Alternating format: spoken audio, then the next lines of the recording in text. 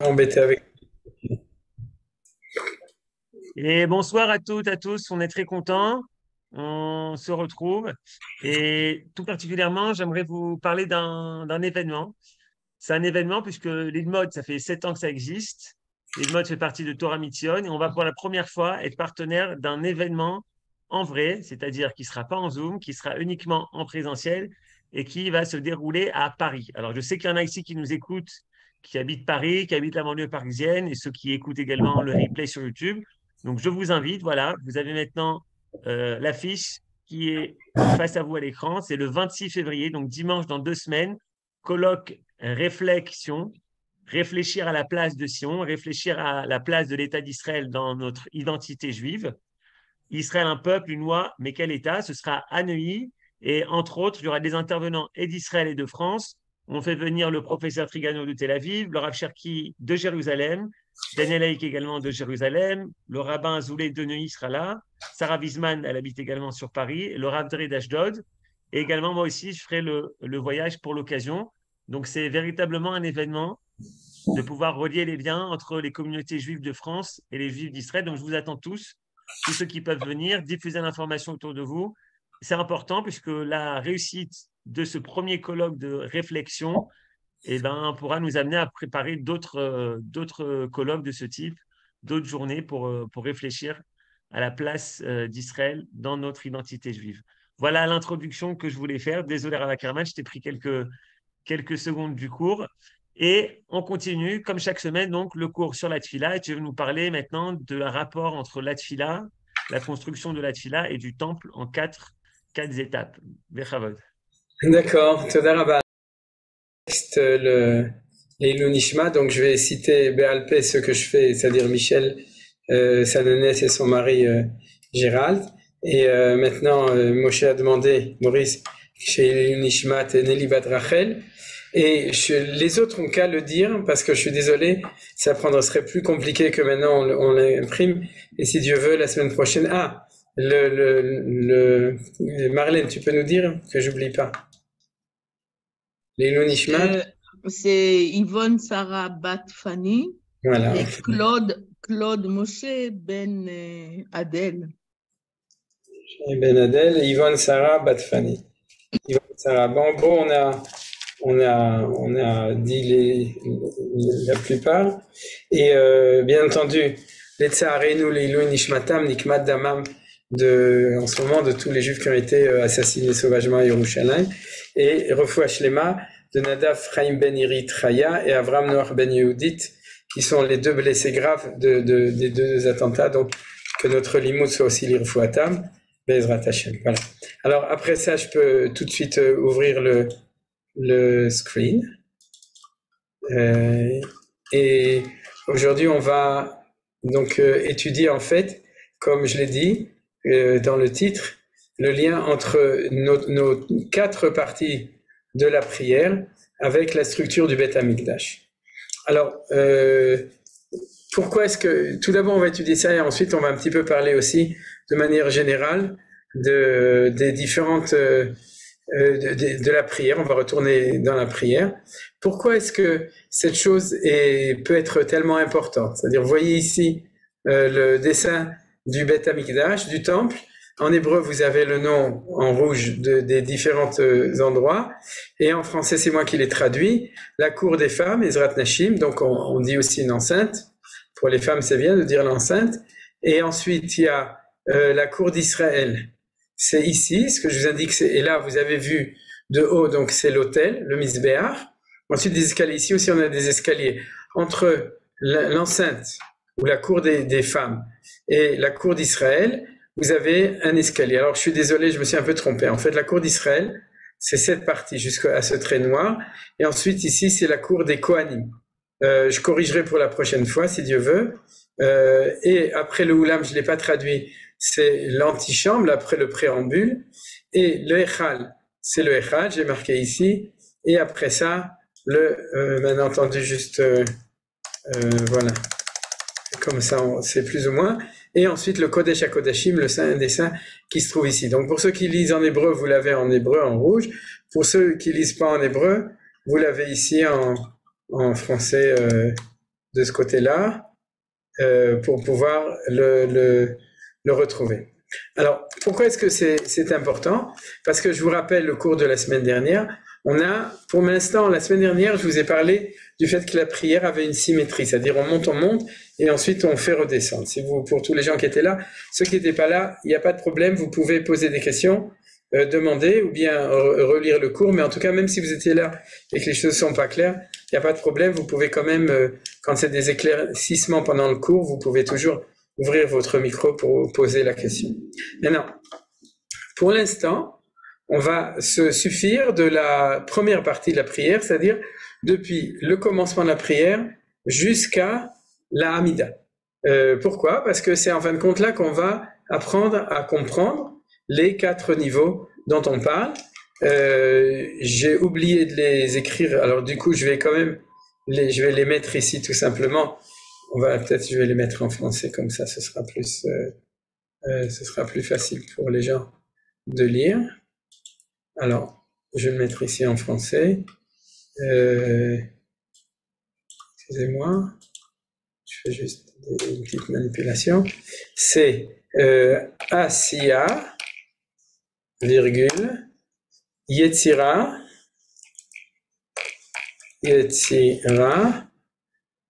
virgule, Beria, virgule, et Atzilut. Alors, comme je vous ai dit dans le cours d'avant, souvenez-vous que le fait que tout ça, c'était des mots de Kabbalah, ne veut pas dire qu'on étudie la Kabbalah. On n'étudie pas du tout la Kabbalah, on étudie ça uniquement pour avoir une meilleure lecture simple de nos prières, comme j'ai dit. Simple, ça ne veut pas dire infantile. Simple dans le sens où, au niveau de l'esprit, de l'intellect, c'est pas des choses qui sont difficiles à comprendre. Mais ça veut pas dire que les notions sont pas profondes, mais c'est des notions qui sont accessibles. Alors, je l'ai marqué dans le sens de la prière, parce que quand on lit en initial, on le lit dans l'autre sens, c'est-à-dire on lit Abia, c'est-à-dire Atzilut, Beria, Yetzira, Asiya. Mais bon, ça c'est pour les gens qui ont l'habitude. Nous, on va dans le bon sens, c'est-à-dire le sens de la prière, de la montée. On commence par Asiya, on continue par Yetzira, on continue par Beria, et on continue par Atzilut. Alors, je vais vous donner une définition maintenant de ces 4 notions qui est liée avec la prière. Et grâce à cette définition, on va aussi pouvoir comprendre le lien avec les sacrifices. Alors, je voulais tout d'abord vous donner une référence dans la prière à cette chose-là qui est signalée par les kabbalistes. Alors, de nouveau, je suis désolé, mais de toute façon, c'est une prière que vous connaissez, donc ce sera facile. Elokai, Neshama, Shenatata, Bi, Te, Ora, I, Ata, Berata, Ata, Yetzarta, Ata, Nefartabi. Voilà. Je vais l'agrandir un tout petit peu pour que les gens... Je suis désolé, j'aurais dû la mettre aussi avec les voyelles. Mais regardez, dès le début de la prière, quand on se lève, c'est une des premières prières qu'on dit, et on dit Elokai, mon Dieu, Neshama Shenatatabi. La Neshama que tu as mis en moi, Teoraï, elle est pure. Ata Berata, tu l'as créée. Ata Yitzarta, tu lui as donné une forme. Vata Nafartabi, et tu l'as insufflé en moi. Alors dites-vous que chaque fois qu'on dit ça, on fait le programme de la prière. Neshama Shenatatabi Teoraï, c'est Atzilut. C'est-à-dire la Neshama telle qu'elle est, dans le monde de l'Atzilut, c'est-à-dire dans son monde théorique. Ata Berata, tel que le mot l'indique. Berata, c'est la Beria, vous voyez? Aïe, il faut écrire Beria. Ensuite, Ata Yetzarta, c'est la Yetzira, c'est le mot qui est marqué. Yetzira. Et là, Ata Nefartabi, c'est-à-dire tu la mets en moi vraiment, c'est la Asiya, c'est-à-dire c'est le monde qui est le plus proche de nous. Excusez-moi, de nouveau. Asiya, voilà. Donc, vous avez remarqué, c'est-à-dire c'est une des allusions que les Chachamim nous ont fait remarquer, c'est que dans cette prière tous les jours, on signale déjà, et là où on le voit clairement, c'est dans les deux mots du milieu, Ata Berata. Donc tu es dans la Beria, Ata Yetzarta, tu es dans la Yetzira. Alors maintenant que tout ça, comme je vous ai dit, je vais un tout petit peu plus expliquer les choses. La Asiya, d'accord? La notion de Asiya, c'est la notion de faire. Faire, c'est quoi? C'est en fin de compte, faire marcher les choses. D'accord? C'est-à-dire, quand les choses marchent, sont la Asiya. Je vais donner ce machal que j'avais déjà donné une fois. Vous voulez construire une machine. Vous avez d'abord celui qui la conçoit. Alors, le fait de le concevoir, c'est le monde de la pensée, c'est le monde de la Hatzilut. Ensuite, il y a celui qui rassemble toutes les matières pour pouvoir faire qu'on puisse le faire, c'est-à-dire que il va chercher, disons que c'est une voiture, il va faire une carrosserie, des roues, un moteur, des sièges, etc. Ensuite, il y a la Yetzira, c'est l'assemblage des choses, et la Asiya, c'est quand on met la clé et qu'on commence à rouler.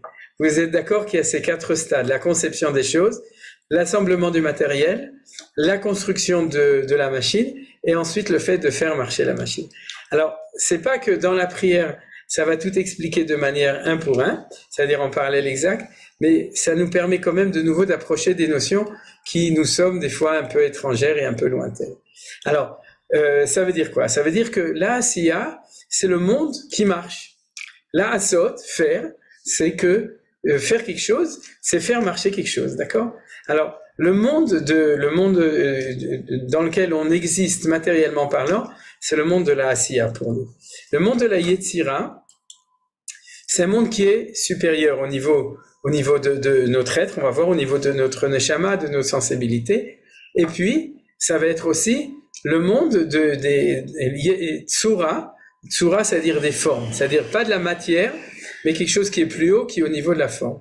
Alors le monde de la Bria, c'est très important, c'est celui du Pasuk Bereshit bara Elokim et hashamayim v'et haaretz, c'est celui qui passe de l'immatérialité à la matérialité, ou bien du créateur à la créature. Vous vous souvenez, c'est-à-dire que quand Dieu a créé le monde, il a tout d'abord il est passé d'une réalité sans le monde, sans univers, sans rien, uniquement avec Dieu en tant que En Sofi infini, et puis il a créé le monde. C'est-à-dire le passage, on pourrait dire du néant à l'être, du Yesh Nihilo, c'est ça la notion de la Beria. D'ailleurs, vous vous souvenez que c'est comme ça, c'est-à-dire qu'en hébreu, justement, on pourrait dire Barati, Yatsarti, Asiti, Baniti, c'est-à-dire j'ai construit, mais en hébreu, une création, contrairement dans une autre langue, c'est toujours quand il y a quelque chose qui passe de la non-existence à l'existence. C'est-à-dire que quand on parle de non-existence à existence, c'est le seul cas où on a le droit d'utiliser le mot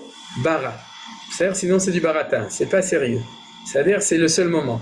Et la Hatzilut, c'est ce qui est au-delà, de nouveau. C'est-à-dire, on avait expliqué la semaine dernière qu'il y a une des explications du mot Hatzilut. Il y en a plein d'autres qui sont beaucoup plus hautes, mais c'est celle qui vient du mot Etzel. Etzel, c'est à côté. C'est-à-dire que la Hatzilut, c'est celle qui est à proximité de l'infini divin. Donc, si vous avez suivi, on répète, la Hatzilut, c'est le niveau complètement spirituel, on pourrait dire, celui qui est par définition le plus proche de la divinité. Ensuite, la Bria, c'est le temps de traduction de quelque chose qui est dans le monde de complètement spirituel à quelque chose qui va descendre dans une réalité. Alors je fais attention à mes mots parce que cette réalité n'est pas forcément une réalité matérielle. C'est-à-dire que chaque fois qu'on va avoir processus comme ça, alors on va appeler ça Bria. Et par exemple, quelqu'un qui va enfanter une idée alors qu'avant l'idée n'était pas exprimée, alors ça peut être aussi une Bria, mais qui passe dans 2 niveaux relatifs extrêmement plus hauts, qui sont tous les 2. Alors pour nous c'est plus simple, c'est-à-dire qu'on va réfléchir dans la notion de passer du monde de l'immatériel au monde du matériel, d'accord? C'est plus simple pour nous de penser à cette manière-là. Ça c'est la Beria. La Yetzira, c'est lorsque cette matière première qui aura été créée va recevoir une forme. Au niveau du temps de la création, c'est le temps des 6 jours de la création. Et ensuite la Asiya, c'est que le monde va marcher. Au niveau du temps de la création, c'est le Shabbat. C'est pour ça que dans les cours de Manitou, ou selon Manitou, sur le Shabbat et sur la création, c'est comme ça qu'on étudie les choses, d'accord?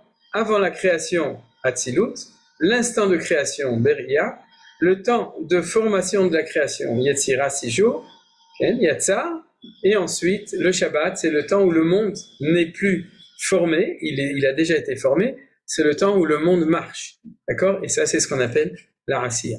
Alors tout ça, maintenant que ça a été défini comme ça va être lié à notre prière. Dans notre prière, maintenant je rentre. Dans la première partie, on va avoir la relation entre la prière et deux parties de nous qui sont,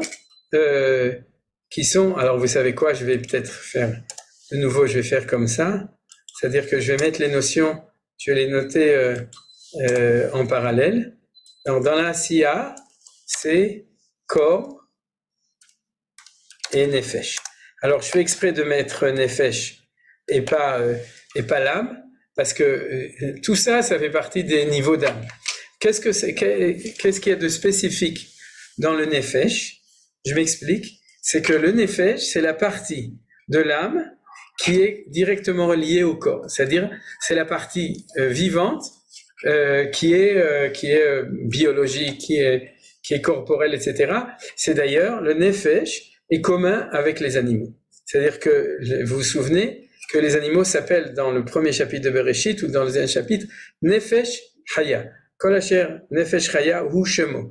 C'est-à-dire que quand on parle de l'âme animale, on pourrait dire, ou de l'instinct animal, ou des pulsions animales, ou des forces biologiques qui sont communes avec l'animal, alors on parle du nefesh. Alors quand on va prier la Asiya, on va prier d'une prière qui va nous lier avec notre corps, notre nefesh, le corps de la réalité et le nefesh de la réalité de manière générale. Ensuite, quand on va parler de la Yetzira, on va parler de quelque chose qui est beaucoup plus haut, qui est, on pourrait dire, la forme. D'abord, c'est la forme. Ça correspond aussi dans la Kabbalah à Ruach. Et maintenant, j'explique ce que ça veut dire. Ça veut dire quoi la forme? Ça veut dire qu'au-delà de la matière, il y a quelque chose qui lui donne une forme, donc quelque chose qui lui donne ça peut être par exemple esthétique. Si c'est la matière, ça peut être esthétique, etc. Je vais tout de suite expliquer. C'est-à-dire c'est comme ça. La beauté d'un paysage, ça fait partie de la Yetzira. La beauté d'une musique, ça fait partie de la Yetzira. Vous comprenez pourquoi? Parce que on pourrait dire le son en lui-même, ça va être le corps. D'ailleurs, il y en a qui sont du corps. Et la musique qui va être, à ce moment-là, c'est quelque chose qui est beaucoup plus haut. C'est la forme qui va être donnée à une matière première, qui va être l'instrument de musique, et aussi les notes qu'on va pouvoir sortir. Mais les notes qu'on va pouvoir sortir, ça va être, on pourra dire, ça va être le nefesh de ce corps, ou ça peut être en tout cas la première chose. Mais lorsqu'on va réussir à créer quelque chose, et donc l'art, il est au niveau de la Yetzira. Vous avez compris? La matérialité, le travail de la matière, c'est dans la Asiya.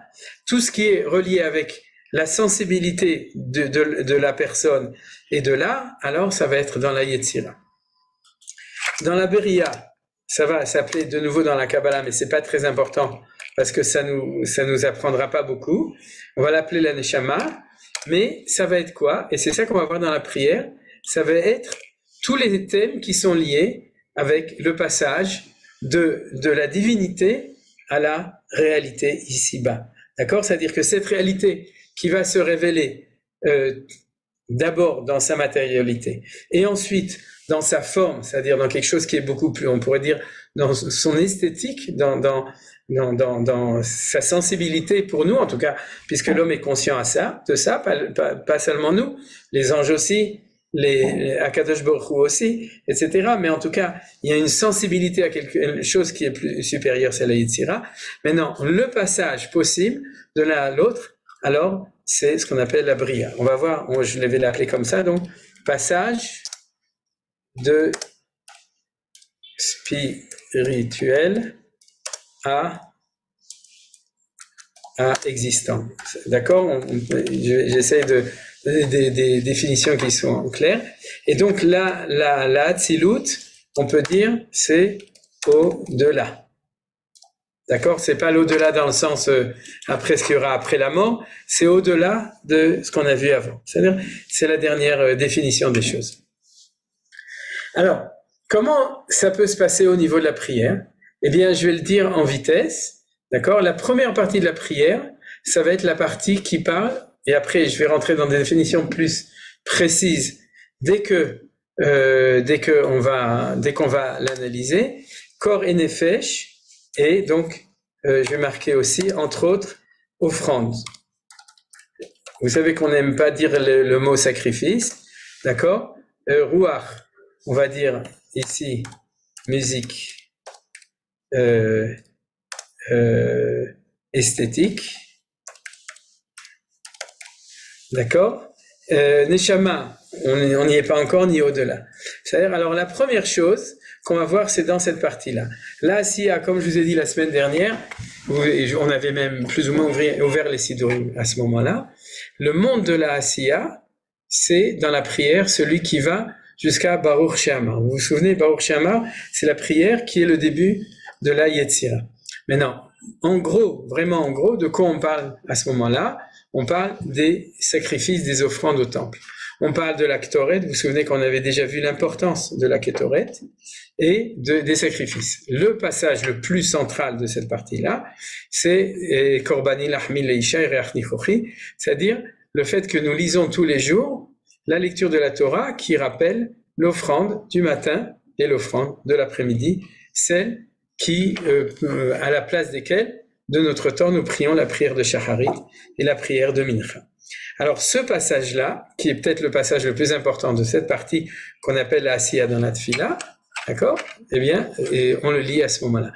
Maintenant, on va pas tout étudier, mais tout à l'heure, quand on sera un petit peu plus dedans, alors on rentrera dedans. J'imagine peut-être qu'on aura le temps de le faire aujourd'hui.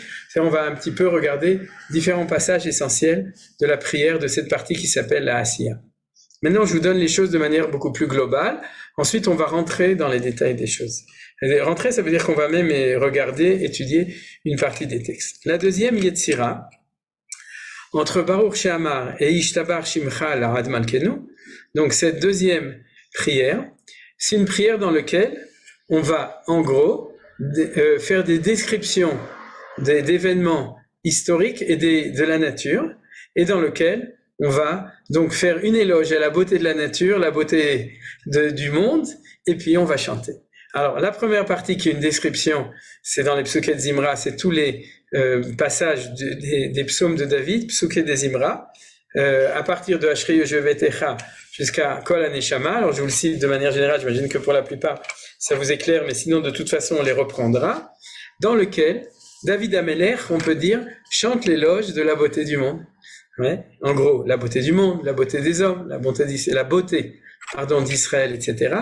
Alors, tous ces textes, maintenant que vous savez que c'est ça le thème essentiel, ça vous permet, comme je vous ai dit la semaine dernière, de pouvoir mieux comprendre pourquoi ils sont là-bas, donc mieux prier, parce que vous savez que vous êtes dans le moment de la prière où vous devez développer votre sensibilité, on pourrait dire, à l'esthétique et à la musique, c'est-à-dire à la beauté et à la beauté qui éveille d'ailleurs quelque chose à l'intérieur de notre neshama, parce que la prière, c'est pas une conférence sur la beauté du monde, d'accord? C'est comment se lier à Kadosh Baruch Hu par notre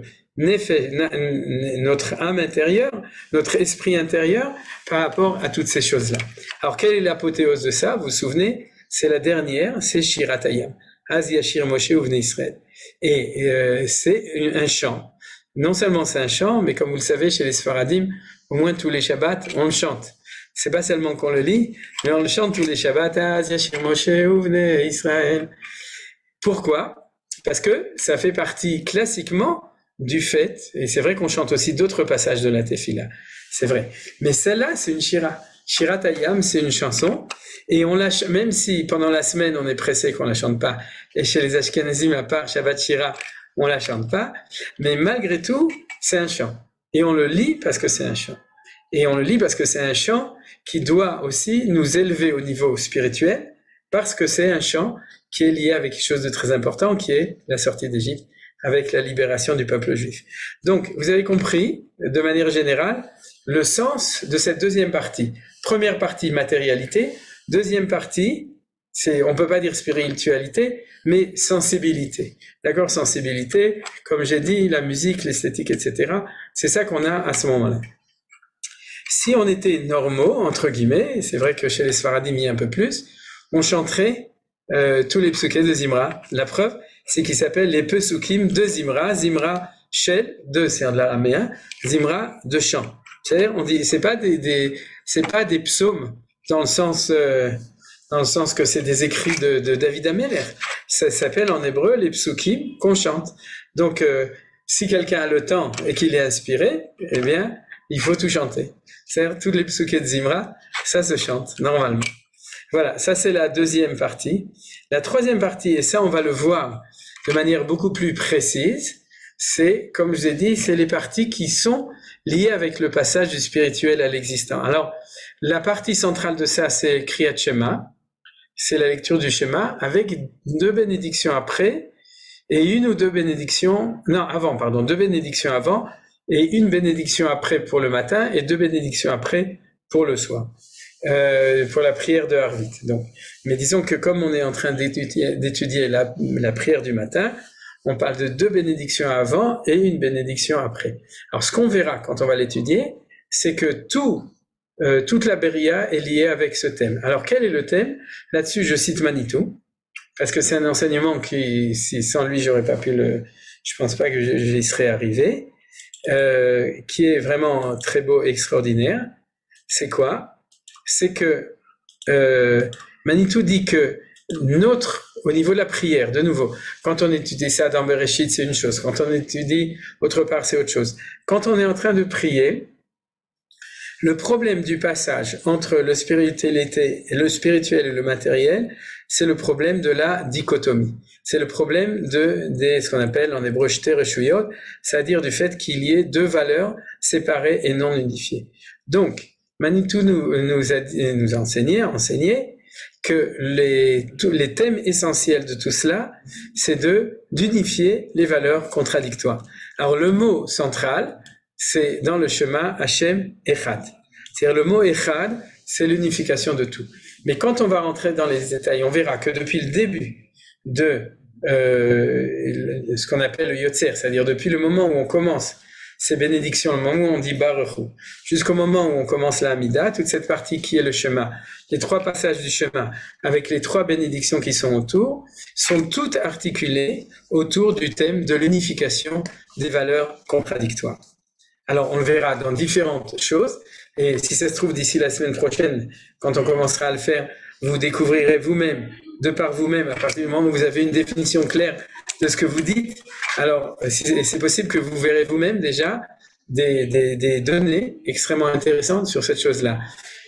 Quel est le thème d'unification des valeurs de la première bénédiction du chemin? Quel est le thème d'unification des valeurs de la deuxième bénédiction du chemin? Quel est le thème d'unification des valeurs du premier passage du chemin? Quel est le thème du deuxième passage, du troisième passage et de la dernière bénédiction? Alors, si Dieu veut, je vous le montrerai et vous verrez que les choses sont claires, sont limpides, c'est-à-dire que les choses sont marquées, étaient marquées depuis longtemps. Uniquement, le problème, c'est qu'on n'avait pas de Dieu et de lunettes pour pouvoir savoir le voir, le lire et le comprendre, parce qu'on n'avait pas la définition a priori des choses, comme je l'ai dit depuis le début du cours de la semaine dernière. Alors, un peu de patience jusqu'à ce qu'on arrive à chacun des passages, mais je suis en train, malgré tout, de vous donner les titres de chapitres. Alors, je vais peut-être le rajouter pour que ce soit clair ici. Unité des valeurs. Voilà, comme ça vous permettra de le retrouver. Et Hatzilut, bien entendu, alors ça c'est aussi un chidouche, une grande idée, c'est que quand on est dans la Hamida, on arrive à un endroit qui est relativement, tout à fait relatif pour tout, à un niveau pour nous dans notre prière, qui est le plus haut, qui est celui qui est une rencontre avec, justement, au niveau de la Hatzilut, avec Kadosh Baruch Hu, à ce niveau-là. Alors, vous avez compris, tout d'abord matière, ensuite forme de la matière, ensuite unification entre le spirituel et la matière, et ensuite la spiritualité. En gros, c'est les 4 niveaux de l'élévation. Je pense que c'est relativement facile à le comprendre à ce niveau de définition. Alors, une fois qu'on a étudié ça, je vous donne 2 minutes pour poser des questions. Et après, on va passer à la structure du temple. Même plus, c'est-à-dire, je vous donne le temps si vous avez des choses, parce que c'est dommage de continuer s'il y a des choses qui ne sont pas claires. Moi j'ai une question. Vas-y, Bechavon. Quand on parle de Hatzilut, est-ce que on pourrait dire, ou est-ce que c'est lié au sens de l'ombre? On est sous Tachat Tzel Kanfe Ashrina. C'est-à-dire qu'on est très proche de Kadosh Baruch Hu, mais on est protégé par son ombre. Est-ce que c'est ça, plus ou moins, la Hatzilut, ou est-ce que ça a un rapport avec la Hatzilut? Je ne sais pas. Si quelqu'un t'a enseigné ça, je veux bien l'accepter, mais personnellement, je ne dirais pas forcément. Parce que Kanfe Ashrina, ça peut être aussi Asiya. Tu comprends? C'est-à-dire que, par exemple, dans le temple, alors je ne sais pas. La vérité, c'est possible. Parce que dans ce que je vais voir tout de suite sur la structure du Beth Amikdash, ce serait pas mal, ce serait bien. Mais tu tires ça d'un enseignement connu ou bien tu poses ça par... Je pense, une fois que j'ai appris ça, c'est lié à cette ombre on est sous le parapluie de Kadosh Baruch Hu, on est protégé. L'ombre Non, je dirais.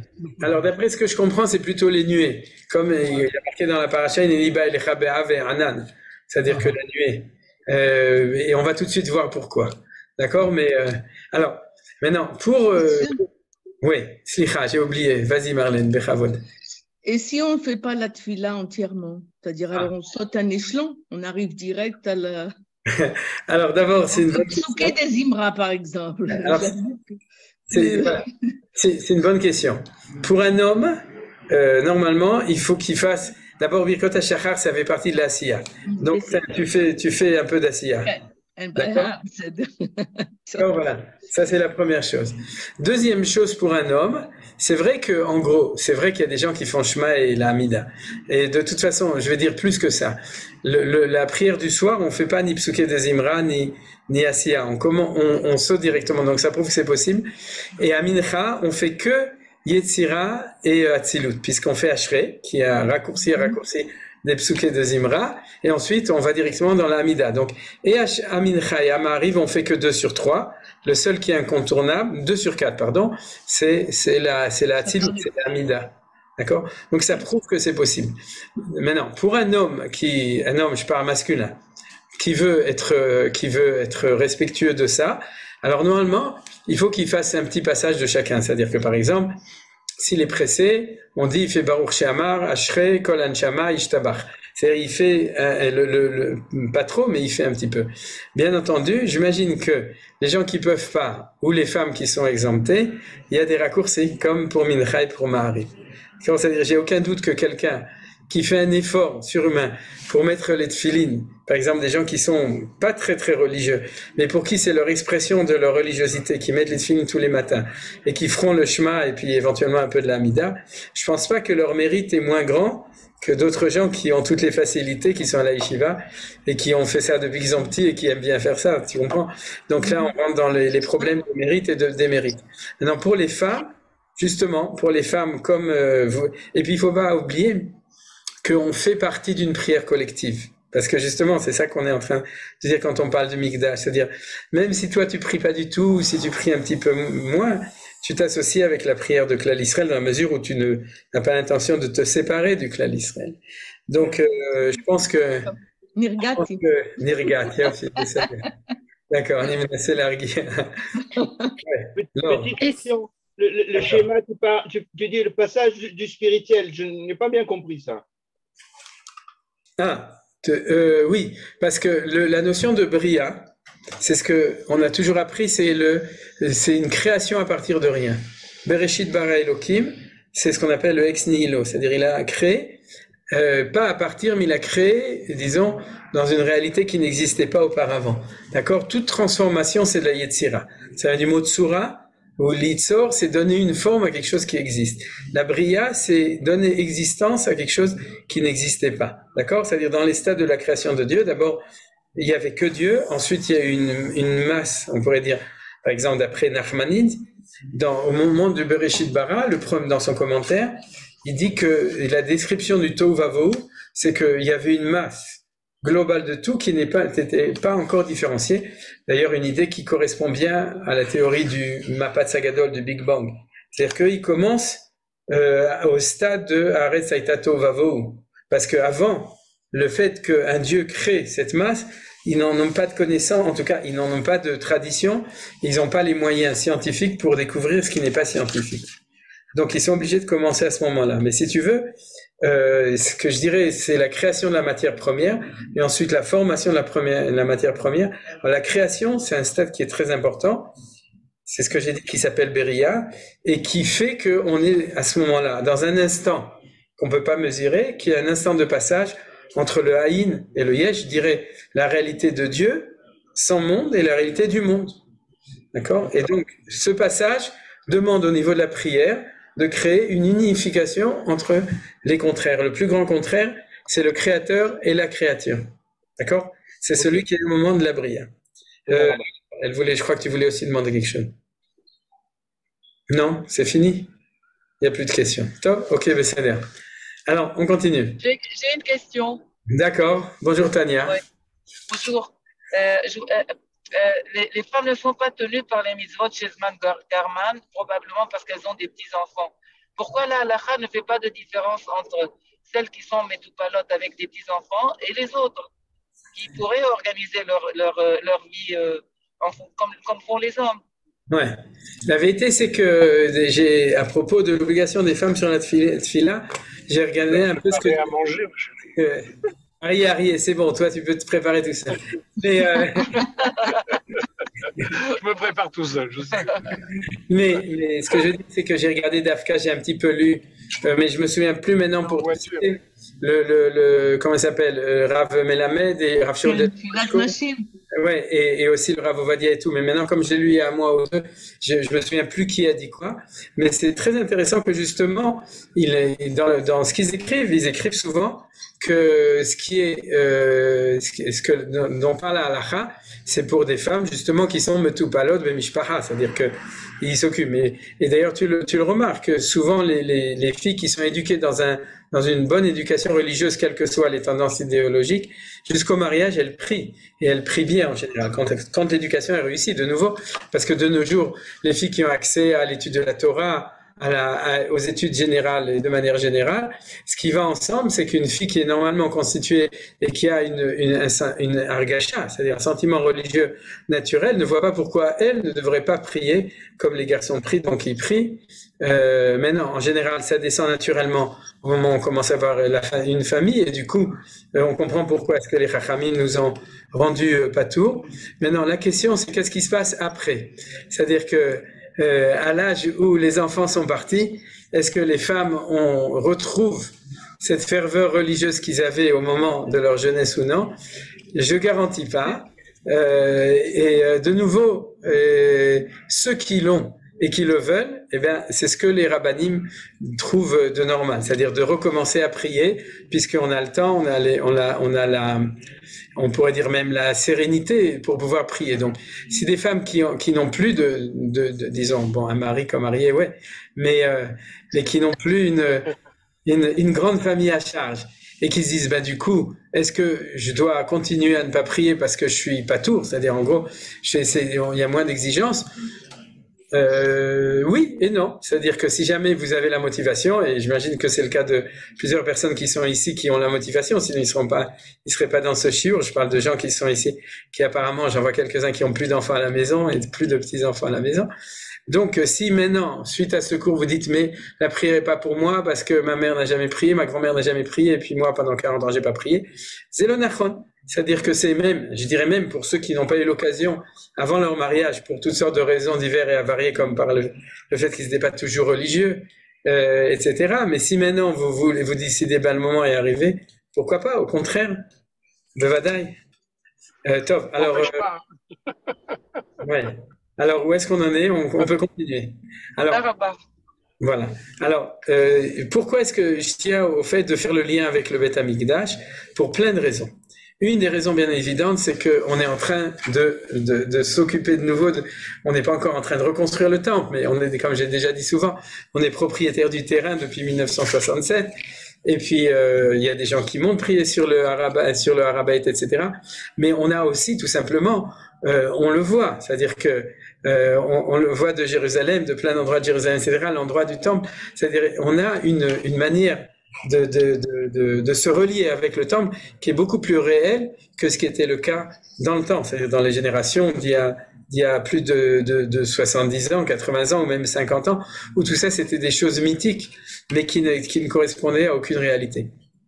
Maintenant, il y a une halakha qui dit que lorsque quelqu'un prie, alors lorsqu'il est, je l'avais déjà cité, ah oui bien sûr parce qu'on l'avait étudié dans le Rambam, dans Maïmonide, quand on est en dehors d'Israël on prie vers Israël, quand on est en Israël on prie vers Jérusalem, quand on est à Jérusalem on prie vers le temple, et quand on est dans le temple, alors ou bien quand on est dans l'esplanade du temple, on prie vers le Kodesh HaKodashim, le Saint des Saints, et quand on est dans le Kodesh HaKodashim, c'est marqué dans la Gemara comme ça, on prie dans la direction de l'endroit qui se trouve entre les deux chérubins. C'est-à-dire que vous savez que les chérubins, ils font avec leurs ailes comme ça, tout à l'heure on va le regarder, et il y a un espace entre les deux, et c'est là qu'on prie. Maintenant, ce qui est marqué dans la halakha, et on le verra de manière plus précise quand on arrivera à la Amida, ce qui est marqué dans la halakha, dans le Shulchan Aruch, c'est un siman du Shulchan, un seif du Shulchan Aruch, c'est que si tu es en Chutz La'aretz, alors il faut que tu orientes tes pieds. C'est d'ailleurs marqué comme ça dans la Gemara, sauf que les gens savent pas le lire. C'est-à-dire tu dois orienter, d'ailleurs pas tes pieds, ta face. Yechaben panav. Parce que les gens ils pensent que le problème c'est les pieds. Mais en fait c'est la face. C'est-à-dire les pieds c'est uniquement parce qu'on considère que là où tu mets tes pieds, tu mets ta face aussi. Il y en a qui sont pas comme ça, qui font volte-face. Mais normalement c'est comme ça. Donc Yechaben panav. Quand on est dans la galoute, on doit orienter sa face vers Israël. Et après, orienter sa pensée vers Jérusalem, le temple, le Kodesh HaKodashim et entre les Kérouvim. C'est-à-dire qu'on s'arrête d'orienter physiquement à la station suivante, parce que on n'a pas besoin de mettre aujourd'hui c'est possible théoriquement avec une très bonne boussole, et les gens l'ont dans leur appareil photo, et tu pourrais dire, je suis à Paris, eh bien, je voudrais m'orienter vers le Kodesh HaKodashim, et tu vas mettre ta boussole exactement vers le Kodesh HaKodashim, et puis tu vas essayer de ne pas bouger d'un dixième de millimètre. Ça sert à rien, ça n'a pas d'intérêt. C'est pas ça que le Chachamim voulait. Les Chachamim voulaient qu'on s'oriente de manière générale jusqu'au Kodesh HaKodashim, mais uniquement la première station avec notre face. Si on est en Eretz Israël, alors Yechaven Panav, on doit orienter sa face vers Jérusalem. Et c'est pour ça qu'en Israël, les gens ils prient dans tous les sens. Ceux qui sont à Malé Adoumim, ils prient vers l'ouest. Ceux qui sont à Tel Aviv, ils prient vers l'est. Ceux qui sont à Tveria, ils prient vers le sud. Et ceux qui sont à Ephrat, ils prient vers le nord. C'est-à-dire que chacun il prie dans une autre direction en Eretz Israël. Les synagogues n'ont pas tous du tout la même direction parce que c'est toujours vers Jérusalem ou dans Jérusalem, comme c'est mon cas, vers le Beth Amikdash. C'est-à-dire, moi je prie vers le nord, Ardona, on prie vers le nord puisqu'on est orienté. On est au sud de Jérusalem. Le mot Kavana a deux sens. Le mot Kavana, c'est la direction, Kivun, et Kavana, intention. Et jusqu'à la première station, on est dans le Kivun, c'est-à-dire qu'on oriente sa face, et ensuite on est dans la Kavana, dans l'intention. Et le mieux de tout, c'est de se voir rentrer jusqu'au Kodesh HaKodashim quand on est dans la Hamida, vous voyez ici, mais comme il faut. C'est-à-dire, tu t'imagines, par exemple, si tu es en dehors d'Israël, que tu arrives à l'aéroport à Ben Gurion, ensuite que tu prends le taxi pour arriver au Kotel, que du Kotel, tu montes et tu rentres dans Ezrat Nashim. Ici, vous voyez, ça c'est l'Est. Ensuite, tu montes ces escaliers et tu contournes le Misbéach par le nord ou par le sud, comme tu veux, vous voyez, j'y suis. Ensuite, tu montes les trois escaliers qui rentrent dans le Oulam. Tu rentres dans le Echal, tu te prosternes bien entendu à chaque moment. Ensuite, tu passes le rideau et tu te trouves dans le Kodesh HaKodashim. Et là, halakha, c'est que nous devons nous imaginer qu'on est dans le Kodesh HaKodashim entre les deux bâtons comment ça s'appelle ça, de l'Arche Sainte. Vous savez qu'il y avait deux bâtons en or, et qu'on est en face des chérubins. Alors, vous me direz, si on doit faire tout ça jusqu'à ce qu'on commence la Hamida, à mon avis, les autres, ils auront fini la Tfila, on n'aurait pas encore commencé la Hamida. Alors, tout ça, c'est de l'entraînement. C'est-à-dire que c'est vrai que, normalement, une bonne prière, il faut prier comme ça. Alors, quel est l'avantage de ça? C'est que ça nous permet de fixer dans notre prière une réalité visuelle qui nous aide à se concentrer. C'est-à-dire que vous savez que c'est très difficile de se concentrer dans la prière. C'est très difficile pour tout le monde. On s'envole très vite et très facilement. Il suffit qu'on soit un peu occupé à quelque chose et puis on se réveille à la fin de la Hamida et on se rend compte qu'on continue à réparer le pneu de la voiture qui avait éclaté 2 heures avant, ou bien de réfléchir à la rencontre avec les petits-enfants qu'on a eu la veille et où il y a eu des trucs, etc. Donc, ou bien un projet qu'on a. Alors, comment réussir à se concentrer? Une des manières de réussir à se concentrer, que je vous propose, c'est de se concentrer au niveau géographie. C'est-à-dire d'avoir une idée précise où on se trouve au moment de la Mida, d'être dans le Kodesh HaKodashim. Alors pour ça, on a même des images, des représentations qui ont été faites par le Machon HaMikdash, entre autres, qu'on remercie, et j'ai pris quelques images pour pouvoir passer les différents stades. Alors, tout ça, c'est ce qui est marqué dans la halakha au niveau de la Hamida. Au niveau de la Hamida, de là où vous êtes, vous, comme je l'ai dit, vous orientez votre face et vos pieds vers la première station suivante, et ensuite vous continuez dans votre kavana, dans votre intention de voir passer, jusqu'à ce que vous arrivez au Kodesh HaKodashim. Ça, c'est ce qui est marqué dans la Shemona Esrei.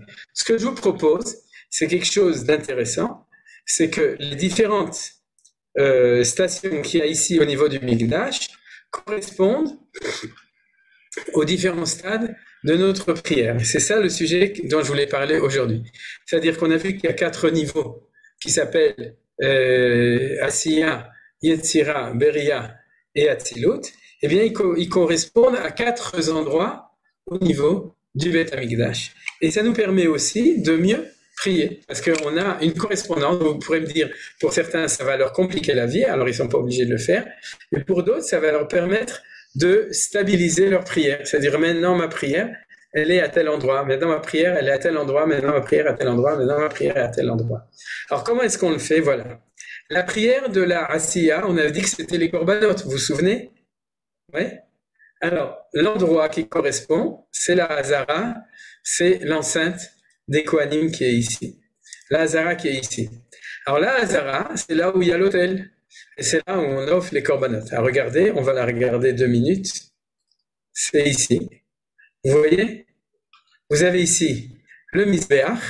Vous avez ici en tout petit le Kevesh, c'est-à-dire la pente qui monte vers le Mizbeach.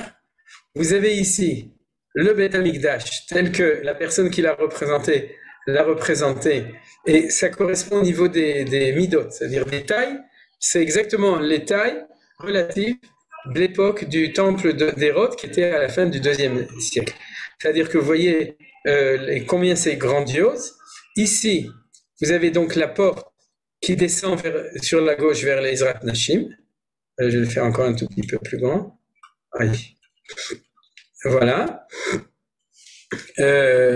Vous avez la porte ici sur la gauche, là où il y a un peu de lumière qui descend vers Ezrat Nashim.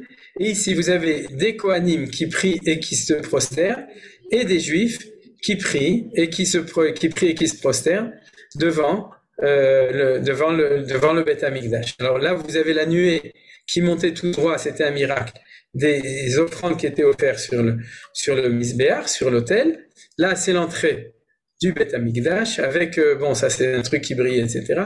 Et on avance. Alors donc, imaginez-vous que vous vous dites, maintenant, quand je suis en train de prier jusqu'à la Asiya, c'est-à-dire tout ce qui est la Asiya, ça correspond à un endroit précis, et c'est l'endroit du Mizbeach. Alors, si on a le temps, je ne crois pas qu'on aura le temps aujourd'hui, mais dans le cours suivant, je vous montrerai encore énormément d'explications, de parallèles entre la Asiya et les korbanot, les sacrifices qui étaient offerts à cet endroit. Maintenant, c'est extraordinaire, parce que vous vous souvenez que nous prions en souvenir, en échange des sacrifices, puisqu'il n'y a plus de temps. C'était le cours d'avant.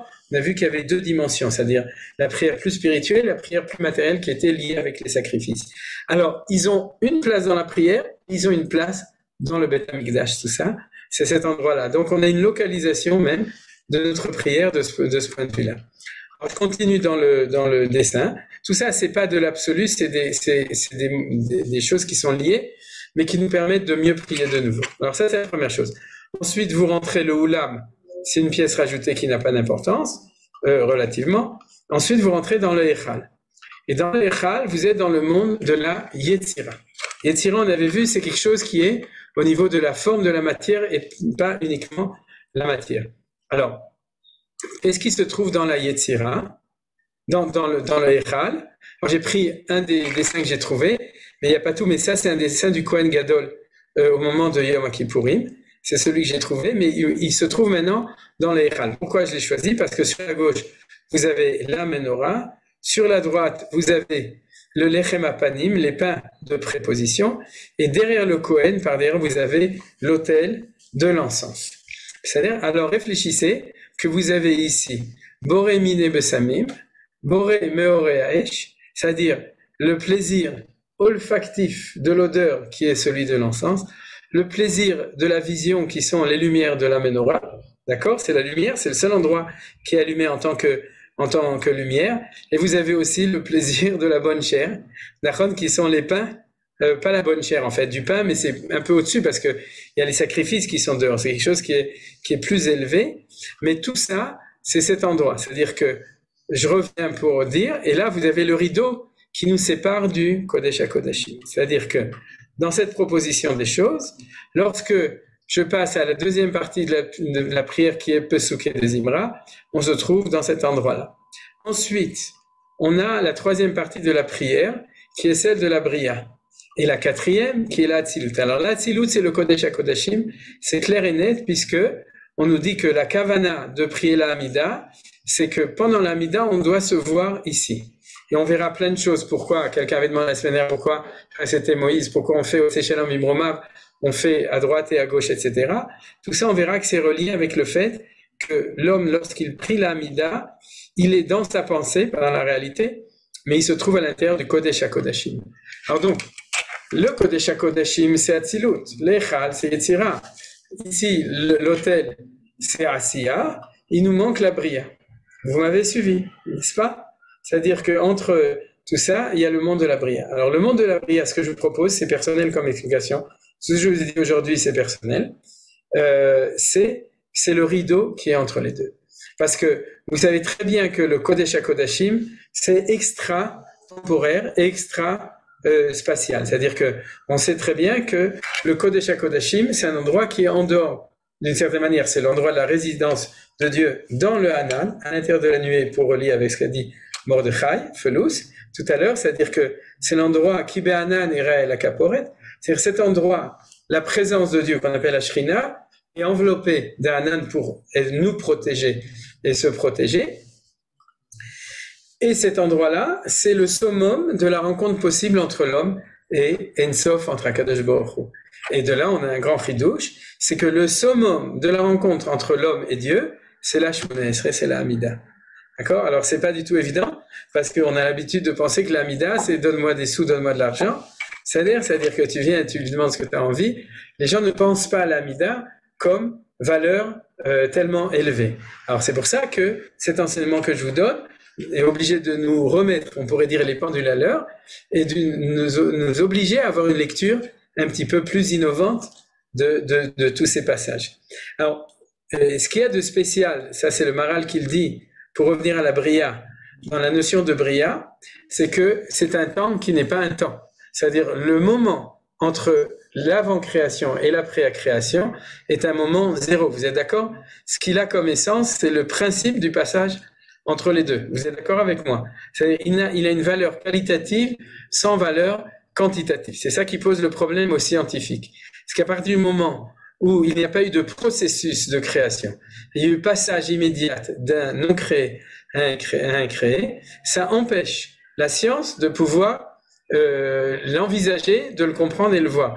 C'est comme un mur optique et de matière qui est qu'on peut pas passer. D'accord? Au niveau, je voudrais juste signaler au niveau mathématique, c'est que dès qu'on s'approche de là, on est dans tous les phénomènes en situation asymptotique.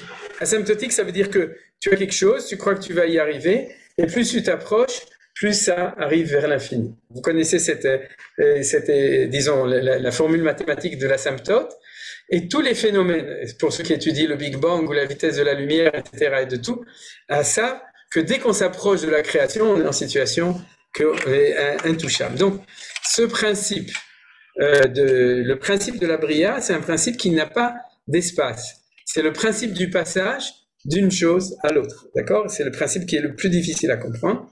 Alors, au niveau de la prière, c'est le rideau qui sépare le Kodesh HaKodashim du Echal. Regardez, on va le regarder, on va tout regarder. Ça, c'est Ezrat Nashim.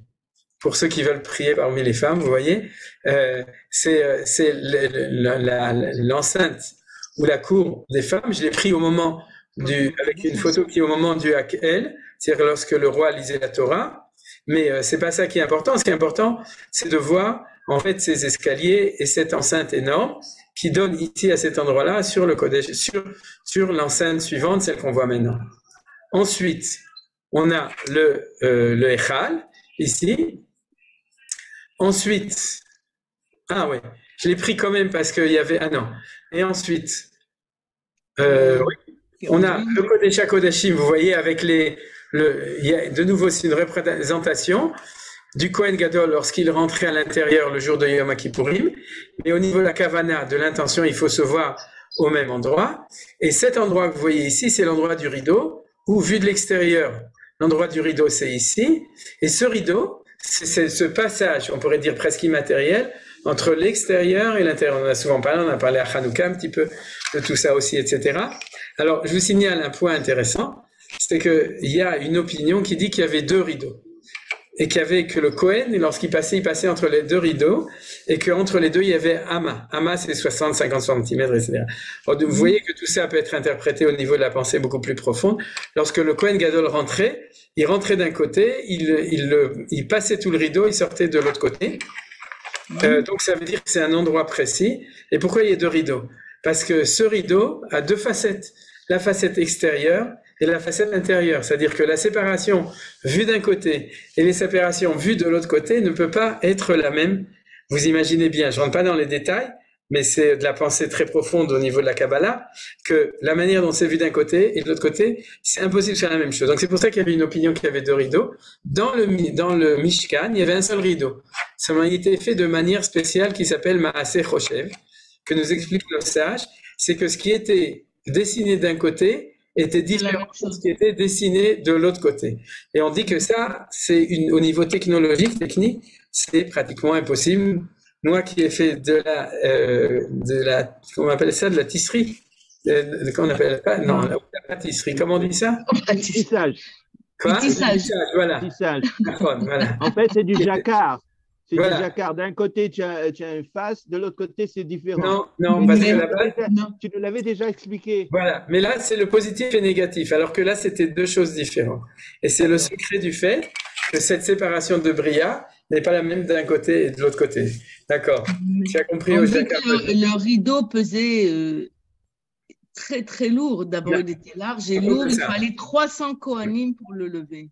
Il a fait meurtre, exactement. C'est ce que dit la Mishnah dans Maseret Midot. Il a fait meurtre. Donc, je vois que le temps est arrivé. J'ai une autre question. Ouais, vas-y. Ezrat Nashim n'a aucun lien. Non, attends. Si, je vais répondre. Mais d'abord, je vais faire le cours. Donc, on a ici, si vous voulez, ce qu'on a vu aujourd'hui, pour revenir, c'est qu'on a vu plusieurs explications pour nous mettre en condition des 4 Olamot. La semaine dernière, on avait déjà vu à quelle partie de la prière cela correspondait. Ici, j'ai donné les définitions, si vous voulez, les premières. Aussi, comment ça correspond à une démarche personnelle de sensibilité, oui, dans notre élévation de la matière à la spiritualité, et comment ces choses-là correspondent aussi à une réalité, on pourrait dire, géographique des choses au niveau du Beth Amikdash. Alors, ça peut, à la limite, aider les gens à prier. Ça peut les embêter, à ce moment-là, ils ne sont pas obligés. Mais comme j'ai dit, le seul endroit où la halakha fixe qu'il faut le faire, c'est au niveau de la Hamida, de se voir dans le Kodesh HaKodashim, c'est-à-dire de se voir comme le Kohen Gadol lorsqu'il était ici. D'accord? Vous voyez, j'ai enlevé un petit peu les dessins parce que des fois, ça fait bizarre de voir des choses comme ça, surtout dans le style de la personne qui les a dessinés. Ça a l'air d'être un peu égyptien, c'est lui qui a décidé de le faire comme ça. C'est son problème. Alors, on va terminer avec une prière de la Hamida. Je l'ai mis en hébreu, je l'ai traduit, qui, en fin de compte, nous décrit ça au niveau de la prière. C'est-à-dire, c'est une proposition à moi. Que Hachem, tu agrées nos prières, que tu agrées le peuple juif. Ça, c'est la première chose. C'est-à-dire que le peuple juif soit agréé, donc dans ses prières, bien entendu, et de manière générale. Velitfilatam she'e, c'est agréer la prière des gens qui ont réussi dans leur vertu et dans leur prière d'arriver jusqu'à la tfila la plus haute, celle du Kodesh HaKodashim. Vashev et avoda lidvir betecha, c'est ramène le service qui est dans le dvir. Le dvir, c'est le echal, c'est-à-dire dans la partie où il y avait la deuxième partie, c'est-à-dire après qu'on a passé le rideau. Chez Israël, non, voilà, ça c'est Atzilut, et ça c'est Yetzira. Il n'y a pas la bria au niveau au milieu. Chez Israël, où Tfilatam, Mera, Be'avat et Kabel Beratzon. Vous avez remarqué qu'il y a une répétition, parce que chez Israël, où Tfilatam, les tfilot, on les avait dit déjà ici. Alors pourquoi il y a marqué ici le mot tfila? Et pourquoi il y a marqué ici le mot tfila? C'est-à-dire 2 fois la prière. D'accord? Alors ça correspond à la prière qui est liée avec Ishe Israël. Vous savez ce que c'est Ishe? C'est les korbanot. C'est pas les gens, ça vient du mot Esh. D'accord? C'est-à-dire c'est les korbanot qui sont offerts sur le feu de l'autel et leur prière reçoit Me'avat et Kabel Beratzon. Et pourquoi on demande Me'era Be'avat et Kabel Beratzon? Parce que pour l'instant, cette partie-là, on la fait pas, puisqu'il n'y a plus le temple.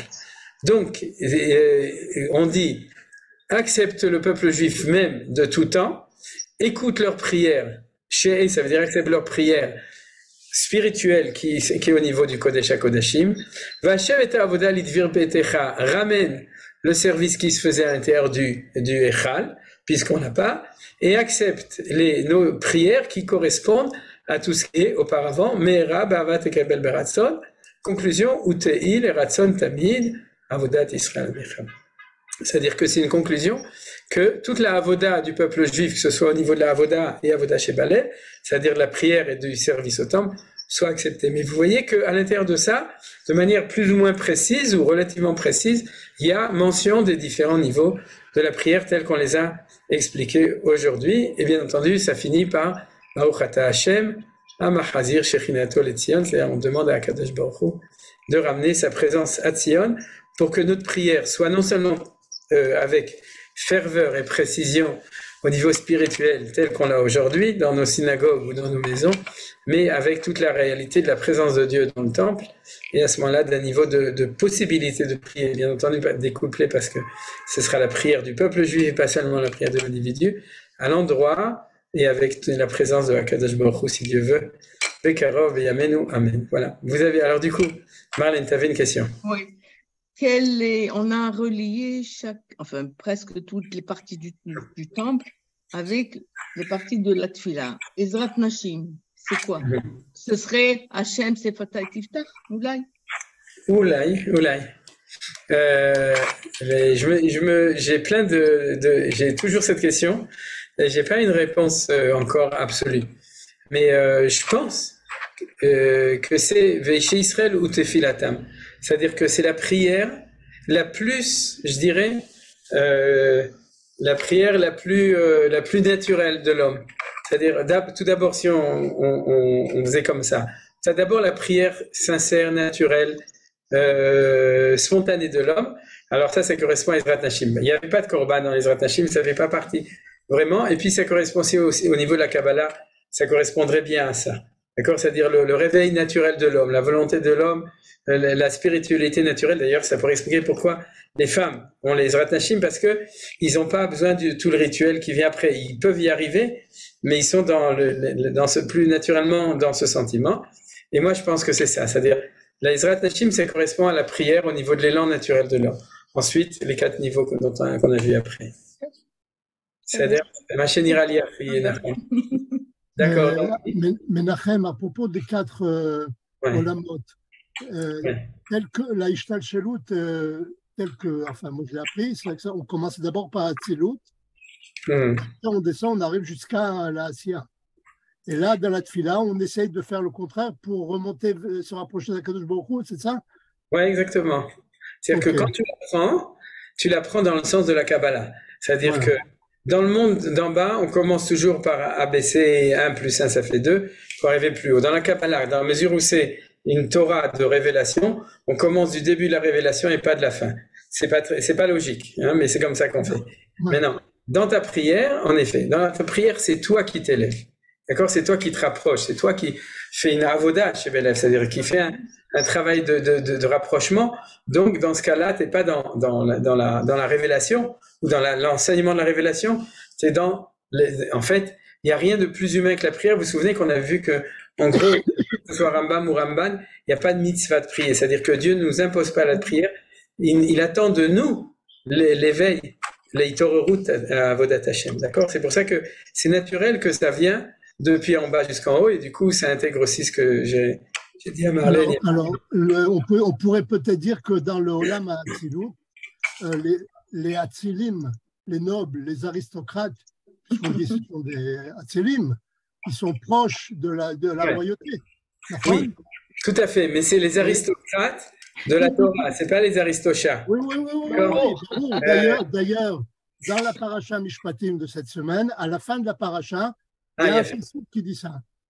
Avec les Shirim Zkenim, Atzilei Bene Israël lo shalach yado. À la fin de la paracha, on parle donc de Atzilim. Donc ça prouve qu'on peut tous être Atzil. Ouais. Et pas Atzel. Il a fait. Nomi, bravo. Ouais. Alors j'avais une remarque. Je trouve que le rideau, que ça fasse la séparation de deux visions, ça me paraît bien. Mais à un moment donné, vous avez dit que la Beria, c'était également le schéma qui était l'unité. Donc, ça me gêne de dire que la Beria, c'est le rideau, puisque le rideau, c'est une séparation et que, en fait, dans le schéma, c'est Had, c'est plutôt l'unité des valeurs. On va le voir. C'est que la lettre qui a une forme de séparation, c'est une ligne droite, c'est le Vav. Et le Vav, c'est Vav Achibo. C'est-à-dire que la vraie unification, c'est la capacité d'unifier des choses qui sont différentes. Donc, il y a une séparation entre eux. Sinon, c'est deux choses qui sont fondues.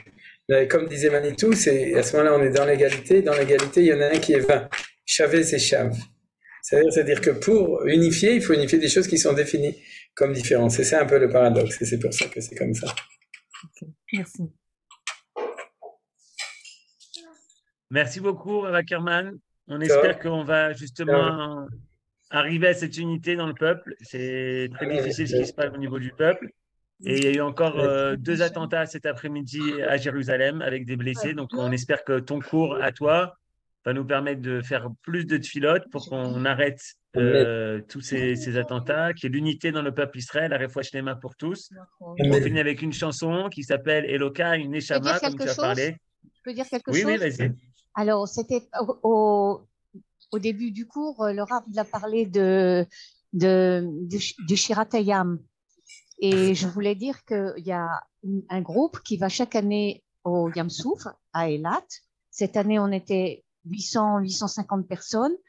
Et on a dit Shiratayam en face à Eilat, dans un amphithéâtre. Alors, si on était 850 personnes, il devait y avoir à peu près 400 bons hommes avec des talitotes en face de la mer pour dire Shiratayam, et que c'était très émouvant.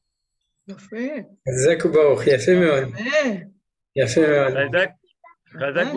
finit en musique, Eloka Neshama. Et pour les amis qui nous écoutent de Paris et la région parisienne, je vous remonte la publicité, puisqu'on sera le 26 à Paris avec entre autres le Rav Cherki, Shmuel Trigano, Daniel Haïk, le Rav Azoulay, Sarah Wiesman, et moi ici également, je participerai à cette journée de colloque. On finit en chanson Toda Rabba Rav Ackerman pour les enseignements. Mamash, Tamid Mechazek.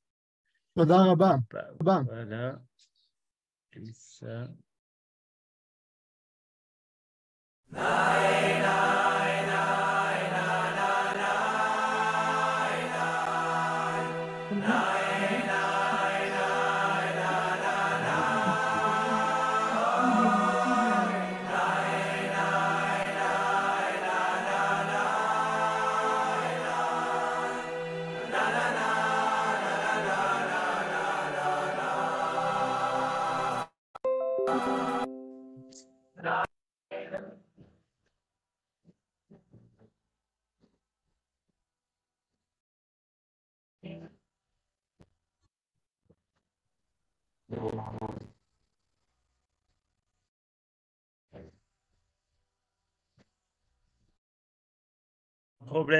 Un problème technique, désolé. Shalom, shalom. Toda rabba à tous.